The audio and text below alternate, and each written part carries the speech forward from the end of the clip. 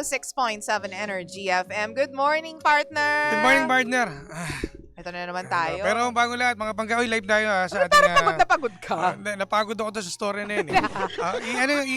Pumunta kayo sa Facebook page po ng Energy FM. I-type mo na sa Facebook, Energy FM 1067, mga pangga. Ayan, para makita mo yung reaction ng aking partner ngayon na parang pagod na pagod. Hindi ko alam kung anong ginawa. Tatatakbo ko dito sa loob ng office. Pero kayo, ano ba maging komento nyo? Pero sa akin, no, gusto ko lang makuha yung address ng lalaki. Eh, bakit? Bibigwasan ko lang. Bibigwasan ko lang, ha? Uso naman yan ngayon. Oo nga eh. Pero eto muna ang aking reaction dyan. Lumalabas na naman Ayan, galit ka na naman, partner. Nagiging bulldog na naman ako. Nagiging bulldog. Kaya ang high blood ka na naman. High blood na naman. Wala eh. Ganun talaga. Nakakaano lang din. Nakakayumat lang din yung lalaki. Kasi nga, wala siyang balls eh. Kumbaga parang hinayaan nila lang kagad. Tapos buhay binata pa rin eh. Buhay binata. Buhay binata eh. Alam mo, dalawa to eh. Yung ex niya, ganyan. Kaya iniwan niya. Kumbaga, walang pagmamahal at walang pag-aaruga sa kanya. So, iniwan niya. Ngayon, nakahanap siya ng lalaki. Ang problema naman kasi, partner, 2 buwan niya palang kilala. Ginontis na kagad. Nagpa-jontis agad siya.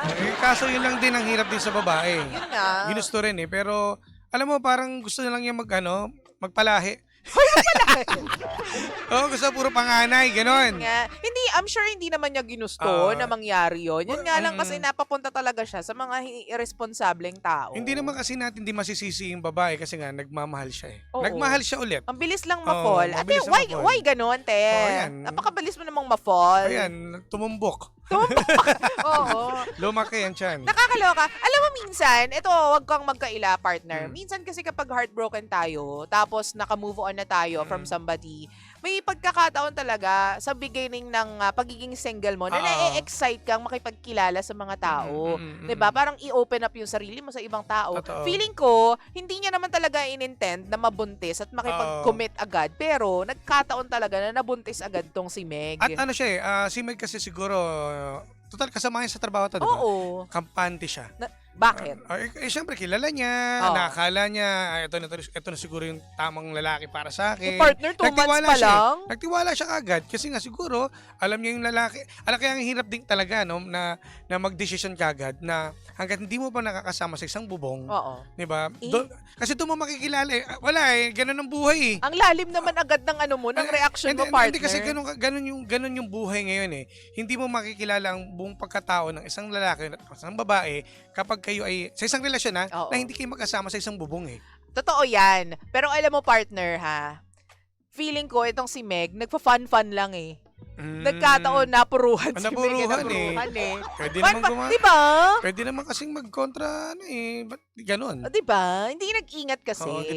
Feeling ko hindi pa rin naman nila gusto talaga na magkaroon ng junak. Yun nga lang, wag ninyo idadama yung anak dyan. Tsaka ito, wala naman siyang kinalaman. Pero dahil sa kaka-fun-fun ninyo. Ganyan nangyari. Alam mo, may naisip pa ako eh. Ano yan? Kung ganito, nahirapan siya, diba? Hindi siya pinanagutan, no, ng lalaki. Oo, inaway pa siya. Humingi ka ng tulong sa DSWD o kaya sa Gabriela.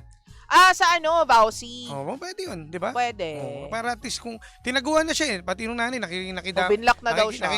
Nakikisali rin. Hindi naman dapat na. Yung pamilya. Dapat hayaan mo yung anak mong umayos niyan. Lalo na, nasa legal na edad na kayo, di ba? Ayusin yung gusot, matanda ka na. Yung nanay, nagbablock, marunong na.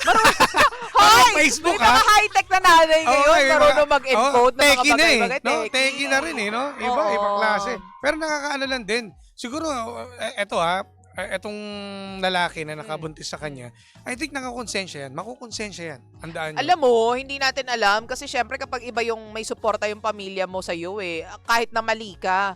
Diba ngayon nga lang ako nakakita ng ganyan din na lalaki. Kinukonsente yung mali. Yung Kung alam mo na anak yan ng anak mo, bakit mo naman ipagkakaila? Yung iba nga dito, mas pilit pa niya na, puntahan mo yan, panagutan mo yan. Di ba ganun yung mga magulang ganun talaga. Baka nabibigyan ng pera yung nanay. Yun nga, baka ngayon gumagastos pa rin yung nanay. Pwede rin. Kumbaga nakasandal pa rin sa mga magulang. Yun ang hirap dyan. Nakakalungkot na may kailangan mong pagdaanan yan. May nagmumula sa comment section. Huwag kayo magalit. Sakto lang yan. Oo. Hindi totoo naman kasi. Nakaka-high blood naman kasi kapag ganyan. No? Hindi mo ina-expect na mabubuntis ka. Sino ba naman ang may gustong madisgrasya na hindi ko sinasabi na mabuntis kasi alam mo yun, may mga pagkakataon talaga na blessing yan. Nandyan na yan eh. Nandyan na yan. Ang pinaka dapat dito siguro kay Meg, no? wag kang mag-isip na kung ano man. Kaya Na siya may kakasama ng health mo at ng bata. Partner kaya siya ng ospital eh. Ayun nga eh. Kasi Stress nasa-stress yan, siya. Stress yan. Siguro ipagpasalamat mo yung little blessing. Siguro sasabihin ng iba, ipagpasalamat na lang lahat na lang, Lindsay, Jimbo, salamat. Pero yun ang katotohanan. Sometimes you really have to be grateful, no, na meron tumanggap sa'yo, na nung bumalik ka sa pamilya mo, tinanggap ka ng 2 kamay. Alam mo, partner, kapag talaga nagkagusot-gusot ang buhay mo, doon ka pa rin babalik sa pamilya mo. Totoo. Diba? Kaya nga sana hindi naman tayo mahirap din magsalita ng tapos, no. Baka mali mo ma-realize din ng lalaki na syempre papanagutan niya yan at kawawa naman yung bata. Paano kung hindi, partner? Loko-loko siya, boplok siya, kung Diba? gano'n. Kumbaga parang, ipakita mo na strong ka. Meg, pakita mo, kaya mo naman, dyan naman yung parents mo, dyan Walang naman magulang mo. suporta. Buti nga may DSW, hindi na Diba? pwedeng magtakbuhan. Diba? Paano kung sabihin sa kanya, hindi ko naman anak yan eh. Yun ang pangit doon. Diba? Yun ang Paano kung doon. nakakasigurong anak ko yan? Kung may, hindi, pwede yun din ang hirap sa atin na sa bansa. Lalo kung wala kang kaperahan, no? True. Na sana, maging rin yan, maging batas din. Na DNA? Na para sa mga mamamayan natin may hirap. Oo. Na para sa may mga ganyang senaryo na problema, madaling masolusyon. Kasi ang mga kapag DNA lang, yung mga may kaya... Mayayaman. Mahal kasi, di ba? Oo, mahal talaga yan. Pero meantime, habang wala pa pong ganyang batas, sa lahat po ng mga kababaihan at kalalakihan na nagfa-fun-fun lang, make sure na kapag may lumobo, pananagutan nyo rin po talaga. Hindi yan katulad ng water gun. Oo. Na naglalaro ka lang, tapos pisik ka ng pisik. Pisik ka ng Hoy! Ano ba yan? Water gun eh. Hindi ba? Hindi, yung seryosong payo natin, Jimbo. Sa akin, kung talagang ayaw niyo panagutan, ayaw mo lang. Ayaw mo, hindi mo kawalan. Basta ikaw, naging totoo ka sa kanya at ituloy mo lang yung bata. Huwag ka mag-isip ng ibang gagawin. May kakampi ka pa, nandiyan ang pamilya mo. Yun nga. Dapat pala binasa muna natin yung mga Oo comment. nga pala. Pero nabigyan na natin. Sige, habang natin sabi to. ni Dek, magreklamo siya. Napaka-GG naman ng mga nakarelasyon ni Meg. Totoo. Totoo yan. Ito naman, sabi ni Dek. Si Dek din yan. si Dek pareho dito. lang. Sige, basahin. James, asan ang bilis Oo. Asan yan? James, ang malas naman ni ate. Tapos puro naman yung lalaki. Na nakakarelasyon niya. Totoo naman. Sabi ni Army Estoque, good day, mga DJ, ang hirap naman na nangyari sa'yo. Kung ako sa'yo, bumalik ka muna sa pamilya mo. At ang sabi pa dito or sa nanay mo, at siya muna ang hingian mo ng tulong at aalalay habang hindi ka pa nanganganak. After mo manganak at makarecover ka na, mag-work ka na lang ulit at itry mo rin na humingi ng sustento sa tatay ng anak dahil obligasyon nila yan. Salamat. Tama. Totoo yan. Ito, sabi naman ni Jones, grabe naman lalaki na yan. Kahit supportan na lang sana pwede totoo. naman sana. Gawin na lang niya, labanan lahat ng stress na nararanasan niya para sa baby. Hayaan na lang yung mga toxic na tao sa buhay niya. Kaya mo yan. Girl, tiwala lang. Tiwala lang. Thank you very much po sa pagbibigay din ng advice. Ako, partner, ang masasabi ko lang dito, alam ko mahirap na i-shut down yung stress kasi alam mo, iba pa yung hormones, partner. Totoo. May hormones sa mga buntis na, alam mo, akala ko nung unang panahon, kaya kong i-control yung hormones na yun. Pero nung ako yun nabuntis, ang hirap pala. Alam mo, bigla kang malulungkot out of the blue. Ano to maselan sa lahat ng bagay? Maselan sa lahat ng bagay. At saka, parang may dark cloud sa'yo palagi na sumusunod na anytime, pwedeng pumasok sa isip mo na malungkot ako, ba't ganito yung buhay? Parang ganyan. Ang hirap niyang, for my experience, ang hirap niyang i-control. Hormones pala yun, partner. At hindi mo siya basta-basta matatanggal sa isip mo. So, imaginein mo, kung may ganyan ka ng stress na nakabuntis sa'yo, may stress ka pa with the hormones, ma-hospital ka talaga. Ang pinaka number 1 dito na panangga natin or sandigan, isa lang naman ang ating Panginoon. Magdasal. Ipagdasal natin. Ibigay mo sarili mo sa Kanya. Totoo. Ganun lang naman Tapos alam mo yun, isurrender mo lahat. Tapos, pabayaan mong i-manage ka na lang ng universe. Diba? Basta number 1 na kampi mo dyan, pamilya mo. Pamilya mo.